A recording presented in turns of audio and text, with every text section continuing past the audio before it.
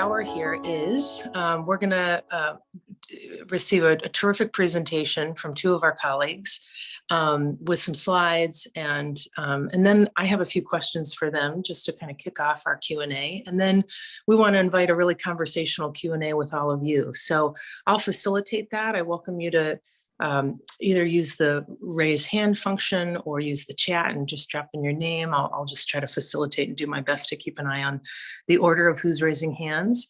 But we welcome you to chime in with questions at the end. And then we'll close with some information about the work that you're going to hear about and how you can keep in touch with it and how you can potentially support it as well. So with that, I want to introduce our two speakers, my colleagues. Nick Holmes is one of our associate directors for the Oceans Program, and he oversees our island resiliency strategy, which sits in the California chapter in the Oceans Program, but it has the intention of really having a global scale. And he's an author on more than 70 peer-reviewed articles. He's earned his PhD from the University of Tasmania in Australia, and he's calling in today from Santa Cruz. So Nick will kick us off, and then he'll pass it over to Matt Merrifield, who is the California chapter's Chief Technology Officer. And he leads a team of data scientists to incorporate technology in just about everything we do in terms of conservation. And he'll be, providing the details on the work that you'll be hearing about today with the animal software. So with that, I want to pass it off to Nick. Welcome once again. Thank you, Lindsay, and welcome everybody. So I'm really excited to chat in this space today. We've made some really great progress in a much needed conservation space. And so it's a pleasure to be able to share that with you alongside Matt.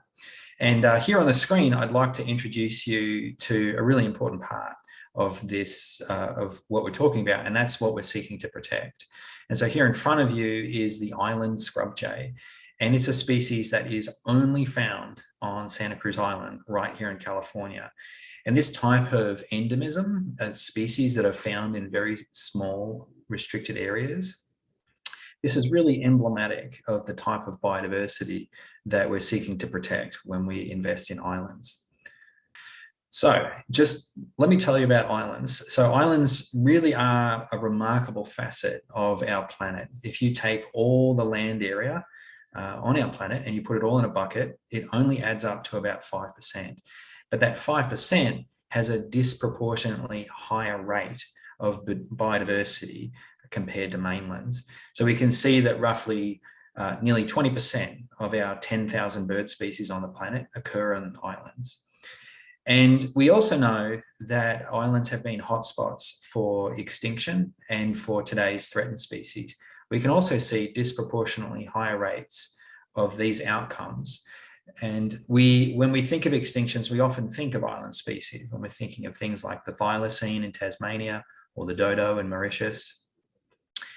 And we also know some of the reasons why this has come about. And when we look closely at extinctions on islands, we can see that invasive species have been implicated in more than 80% of these events.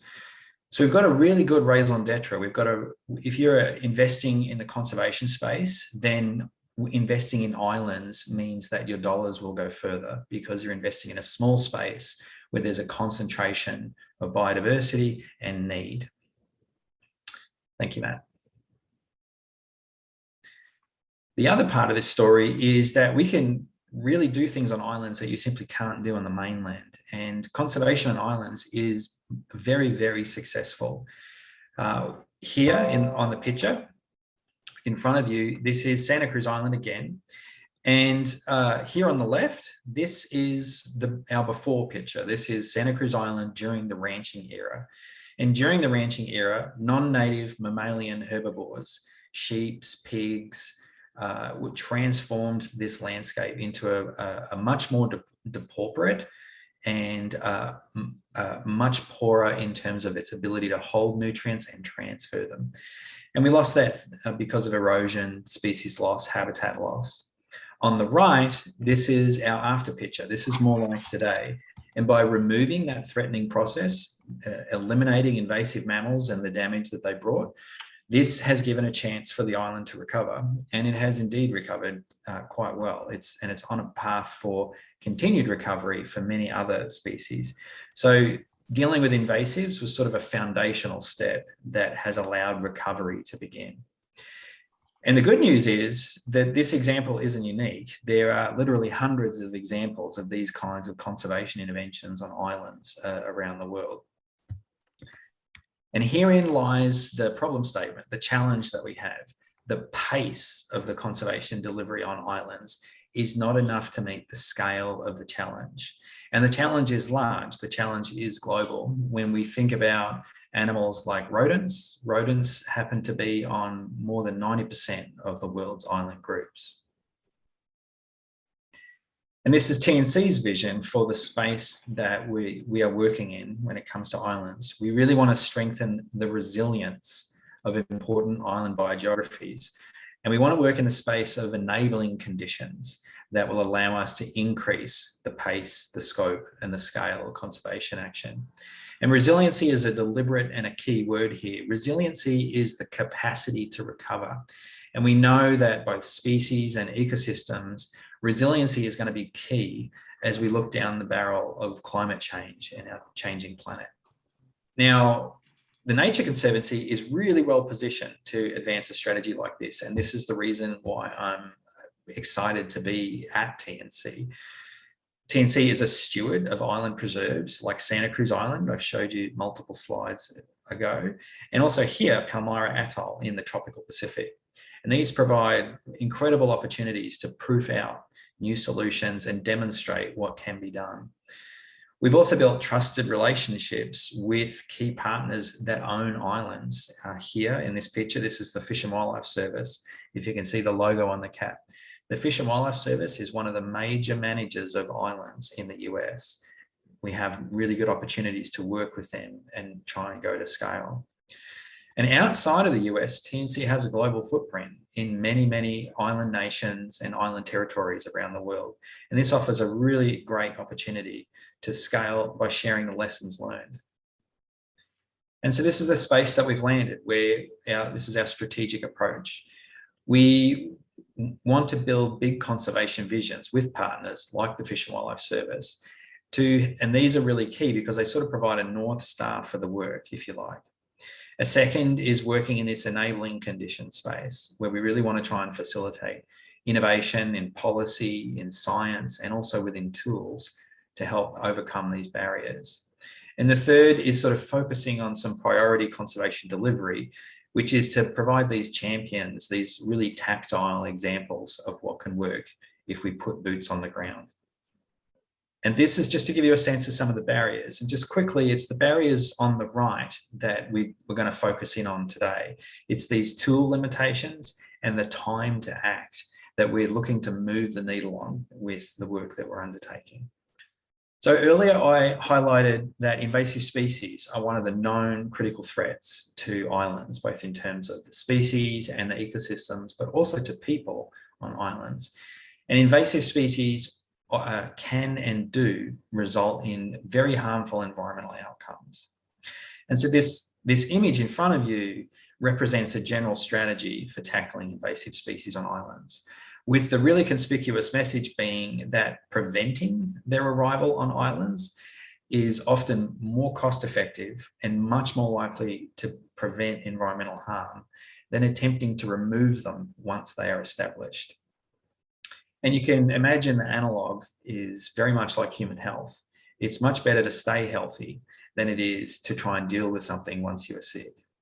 These two tactics on the left, prevention and rapid response, these are the facets of that are known as island biosecurity.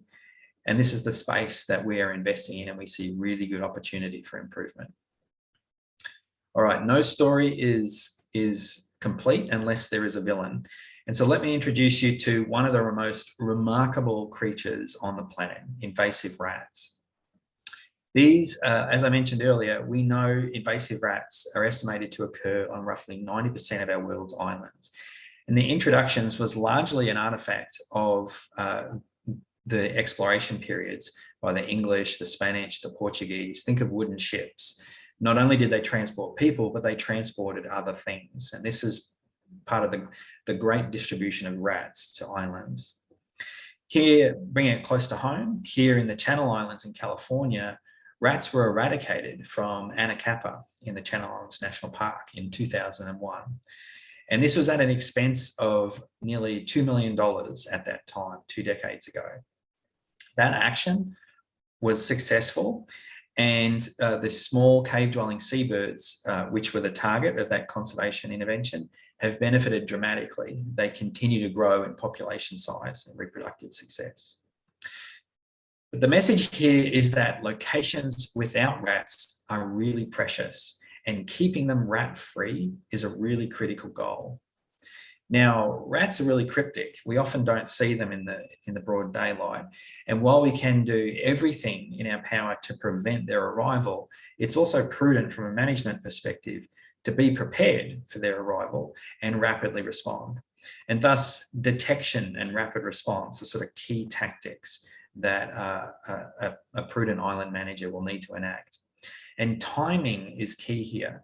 Timing is key because rats are really prolific breeders. A single pair of rats, or even a single pregnant female, if you like, can theoretically produce about 5,000 offspring in 1 year. So the sooner we can detect an incursion and the sooner we can respond to an incursion, the more likely we are to be able to prevent something drastically damaging happening. Okay, so where are we at in this space of island biosecurity when we think about animals like rats? So the picture on the left is not that different from what happens in most parts of the world. It's really about human power being on the island in order to detect what's going on. And you really need to have, again, there's an element of minimum amount of training that's needed to be done there. And of course, you really only get a sort of a one-to-one relationship in terms of the value of that effort. And of course, you can only do it when there are people on the island. The picture on the right, this should be familiar to most, if not all of you. This is a ring or a nest many of you might have. It's a doorbell that has a camera, and you get an alert on your phone when somebody is knocking on your door. This is the place we'd like to go to. We'd like to have a ring or a nest for islands where when we have someone knocking on our door, like a rat, we get a text that says, hey, you've got a visitor. You may want to respond accordingly.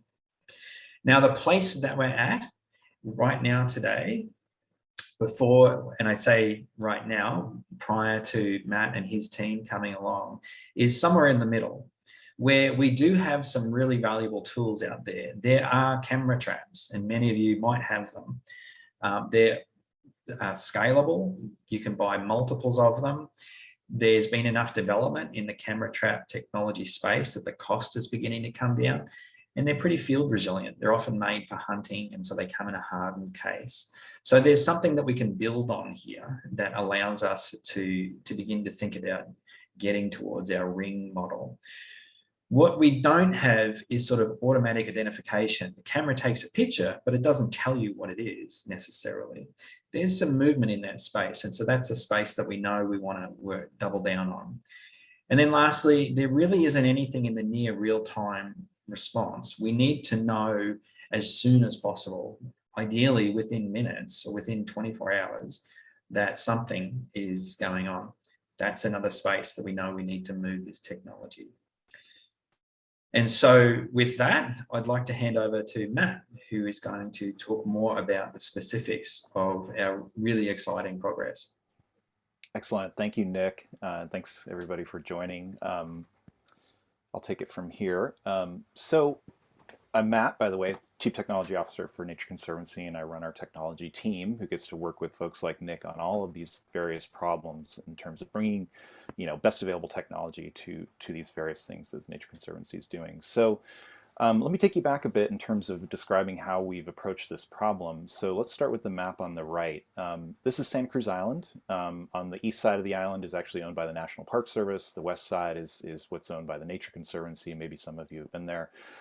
And what you're seeing here in red, or just in basic terms of like color density, is boat traffic. So this is commercial and recreational vessel traffic that's around the island from 2000 to 2010. And so what this does is gives us a pretty good idea of where there's likely to be incursions of things like rats or maybe dogs onto Santa Cruz Island. Um, to address that, what the team has done initially, what the Santa Cruz Island staff team had done, was put out some of these camera traps like Nick was discussing, and those are actually in these areas, these little green dots here. You can see we've placed these camera traps. And these are sometimes referred to as trail cameras, but they're a very simple device. It's a ruggedized camera that has a little motion detector in it so that every time something walks in front of it, it takes a picture. The challenge here is that these are not connected to the internet like that Ring camera. These are basically just out there, and so that creates a really long time between when we actually take a photo to when you can actually review it. So, and that time has kind of got two problems. One is that these are pretty remote areas that you need to go and literally hike to touch the camera, pull out the little SD card that you might have had in your old digital cameras pre-iPhone, bring that back to your computer, and then look through literally tens of thousands of images to determine, say, a rat or something that we care about, in this case rats or dogs, in these photos. And there hasn't been really much work in automating that, and as you could imagine, that just takes tons of time, and it's a real opportunity cost. So in order to get to that vision of that kind of the Nest camera or the Ring doorbell camera, we basically took this to another level and started to invest in a different type of camera trap and then some of the automation tasks. So what I'm going to do is describe the technical solution that my team has put together, and we're calling that Animal, and it has a number of components that I'll walk you through. So first is that we have the camera traps. We actually deployed a new set of camera traps that I'll tell you about that are actually connected to one another and also can be connected to the web via a small computer that then can upload all those images into the cloud. Once those images are actually in the cloud, we can use machine learning and computer vision to infer what is actually inside of that image in an automated way, and then much in the way that computer vision is being used in many different sectors. And then the last piece is that we needed a pretty simple web application, something that I could just log in using a browser to actually review those photos and take a look at what's happening. And right now, the system we've built is we've gone from taking months to actually look at these things to now all this entire process happens within minutes. So literally photos are being taken, they're being processed in real time, sent into the cloud, and then being made available for island managers, Nick, whomever, to actually look at these photos. So that's really exciting to me that we've gotten to that point. And so I'm going to start by just giving you a little bit deeper dive on this kind of first piece, which is about the camera traps themselves. So we're using a camera trap called a Buckeye. That's the manufacturer of the camera trap, and it's the model is the X80, and it's a wireless camera trap. And what that means is that if you have internet connectivity, you can actually connect this thing to the internet. So that's great because then we can offload these pictures like we said. The challenge at Santa Cruz Island is actually that there is no internet. There is in very kind of spotty areas, but there's, in these kind of really remote areas, there is not internet access. So these cameras have the capability of actually talking to one another, and they can be hooked up in essentially a mesh network and using basically a long-range, low-frequency network to talk to one another and actually pass the photos they take through that network to then get backhauled up to the cloud. These are self-sufficient in that they've got a little solar panel that charges a battery pack, and then that's the camera here. And these photos were actually taken, I believe, in early 2020, and we have not touched these cameras since. They've been up for almost 2 years with like 99% uptime, and that was actually a real surprise to us. We didn't think they were going to be that rugged, but it's been incredible that we've never had to actually look at these. So like I said, these cameras are out in kind of remote places, so we needed one other piece of hardware, which is this base station, which is just something that was pretty simple. It's a little Raspberry Pi computer, very small computer that we've put inside of just a Pelican case, and then that's connected actually to the internet. So this computer's whole job is to basically backhaul all of those photos and then send that imagery up to the cloud, like I said, for further processing. So like I said, fortunately, a lot of this stuff we could just buy, and really the investment is just around staff time to put those things in place. We didn't need to like make a better camera trap, as it were. We could just get that off the market. But what we really needed to invest in is like how, once we got those photos, what we were going to do with them. And then just to give you a picture of sort of what that network looks like now, we've got something almost like 30 nodes in this network, 15 cameras, some repeaters, because actually these cameras need to communicate via line of sight. So there's a bit of analysis here, geographic analysis we had to do in order to place these things correctly. The pink are the actual cameras, the white are repeaters. And then ultimately everything's making its way back up to that picture. That's this Valley Peak, where I said there's a small computer that's actually harvesting all those images and sending them up to the cloud. So the next step is to talk about everything on the right side here, which is now that we've got all these photos, what do we do with them? And so this term cloud inference, this is basically this idea of using computer vision and whatnot, and then actually being able to deliver that ultimately to the user that needs it, which is in this case someone who's concerned, say, with rats coming on the island, and what can they do about it. So the first piece is the machine learning and computer vision. And so just a quick primer on this, if it's not familiar to you. There has been huge advances in this technology. It's being applied everywhere.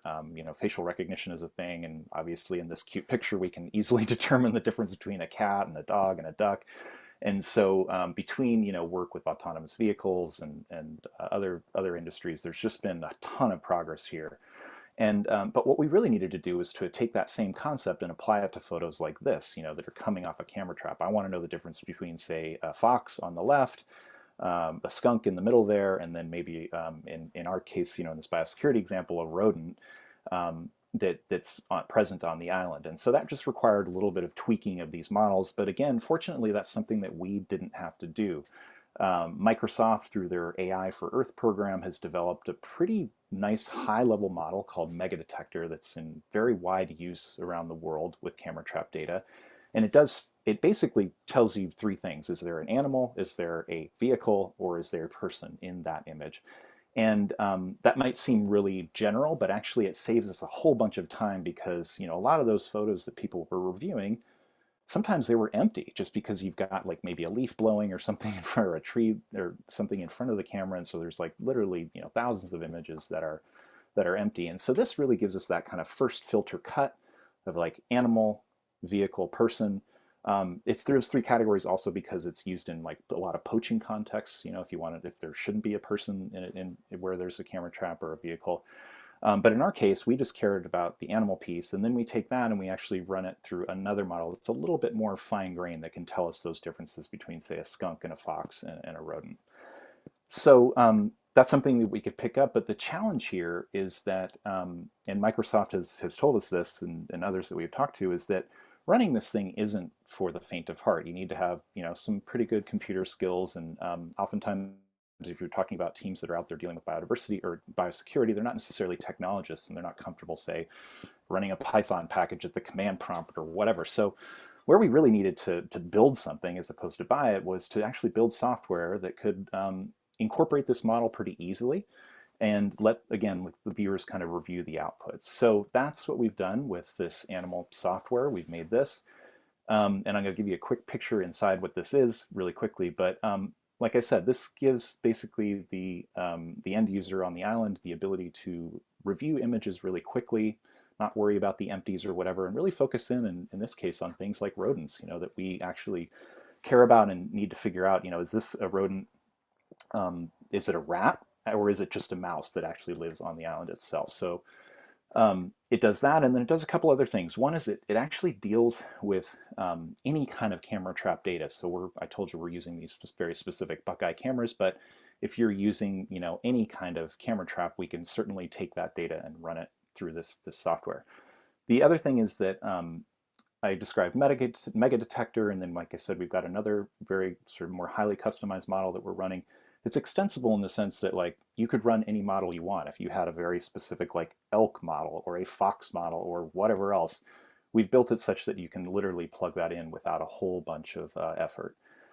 And then, like I said, the last thing is just that this makes it easy for everybody to view this over the web. So I'm just going to give you a quick look into this, because what's fun about this is that we actually can see things in, like I said, almost real time. So I'm live inside the application now, and if you see, I'm just kind of like, here's all the photos that were literally taken this morning, some last night, and you can see that it's done a good job of identifying actually some rodents in these pictures.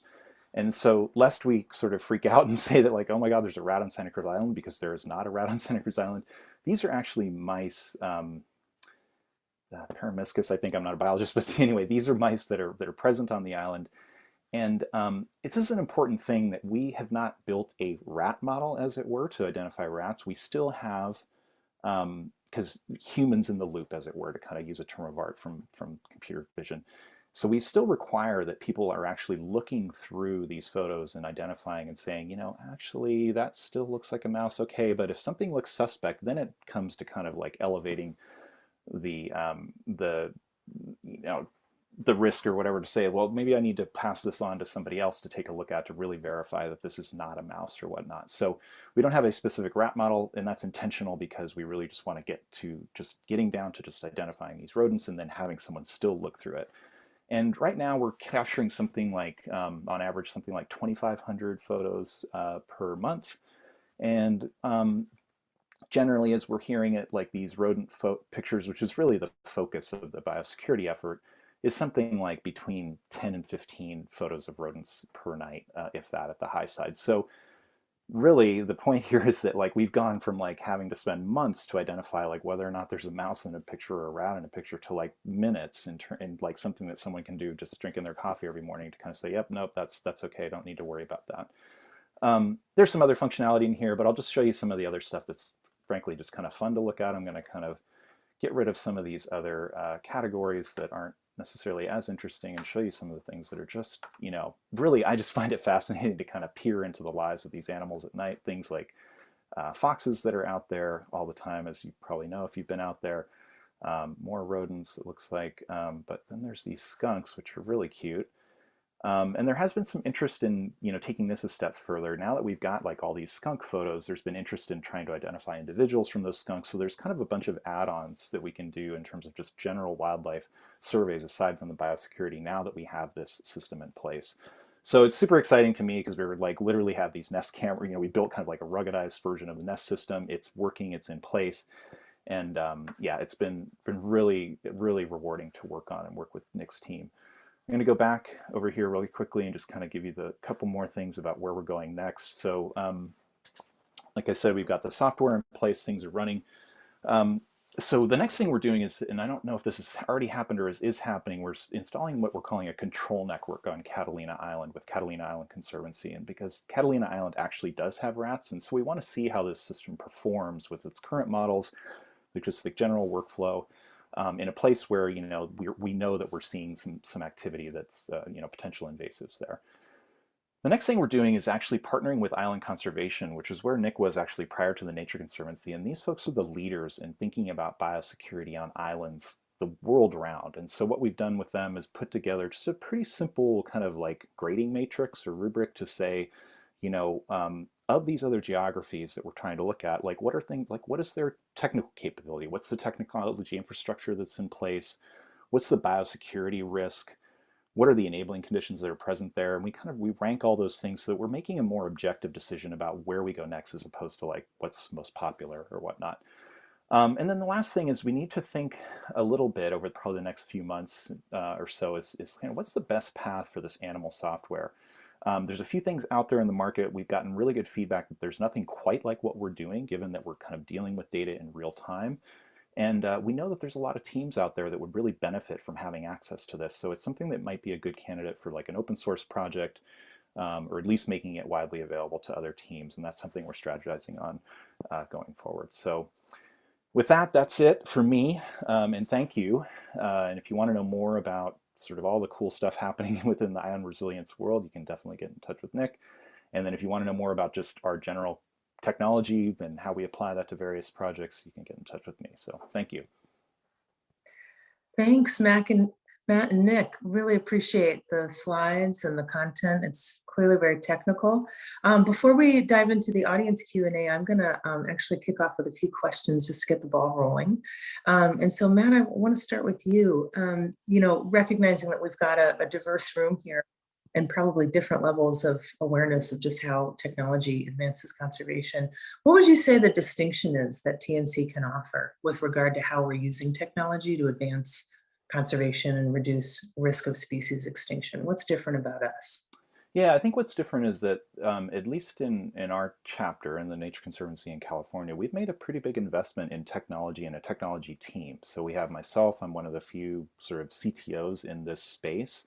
I've got a team of data scientists and software developers that can really work shoulder to shoulder with folks like Nick and kind of understand the problem directly and really work quickly towards building prototypes, things like this to basically, get it solving the problem quickly, more so than trying to say partner with organizations or throw money over the wall and hope you get back something that is what you're asking for.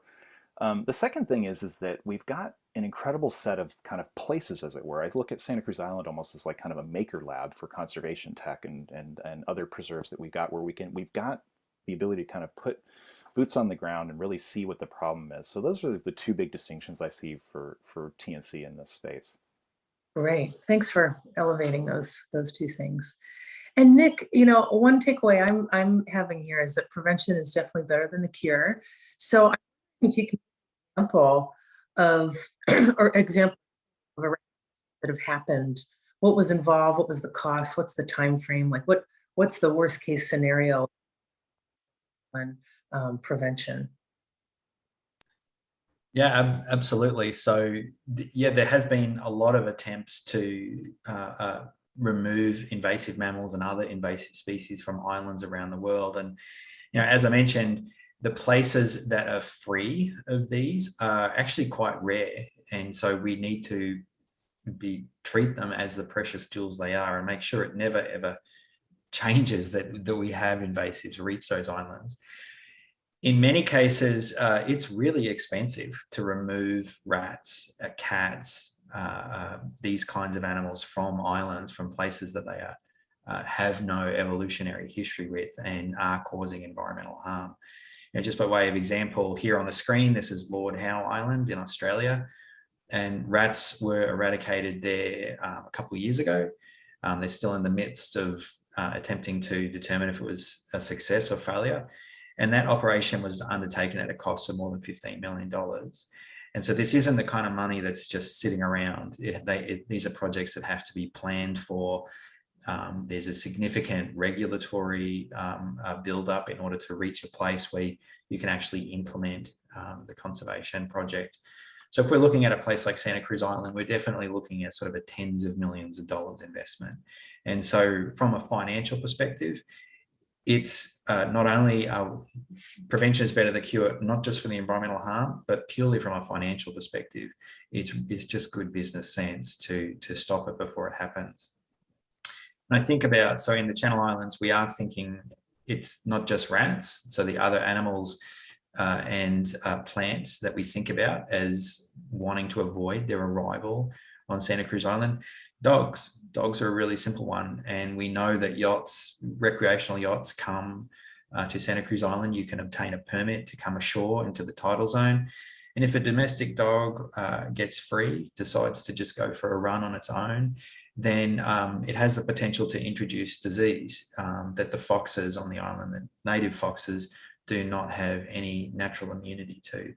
Likewise, if we had a raccoon jump off, there's no raccoons on the island, also a diseased vector. So it's expensive. We want to avoid it, and this is the right way to do it. Yeah. And speaking of expense, I'm wondering, what's the funding required here to do this work now and to scale it more broadly? So what's the funding needed in the next year, in future years? Definitely. So as Matt sort of pointed out, we're sort of in this advanced proof of concept stage. We're really utilizing Santa Cruz Island as a makerspace. Let's test the product. Let's work out some of the kinks. And now we're in a stage where we're sort of replicating that proof of concept that we've developed on Santa Cruz Island on other islands. In part, not just because there's rats on some of these other islands, it offers us a chance to test the biological relevance of it, but also we're working within different computer network systems. And so it allows us a chance to test the equipment and the approach within a different network and also within a different organization. So we're beginning to sort of scale that up as we think about our advanced proof of concept. And we do expect to be working in this space for at least 3 years. When we look at the next 12 months, we're probably looking at a budget of about $200,000 as it relates to sort of staff time, the travel, the purchase of equipment in order to achieve these sorts of goals as we go down the advanced proof of concept. Got it. Great. Great. Well, thanks to you both. Hey, at this point, I'm going to pass it off to our colleague Sue Pollock, who's going to be facilitating the Q&A.